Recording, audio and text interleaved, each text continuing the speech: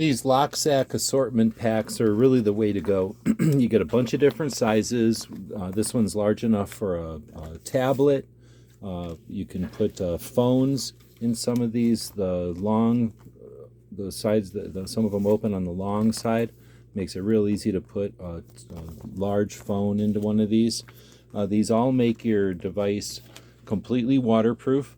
You can use your devices through the either side of the aLOKSAK. They're completely reusable over and over.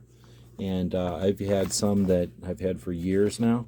The multiple packs, though, give you the different assorted sizes, which also help you with things like cords and memory sticks and some lenses and other things you might not want to get wet. I also appreciate that when you pack things, electronics, in the aLOKSAKs, and you leave a little extra air in the bag, it'll also aid in flotation.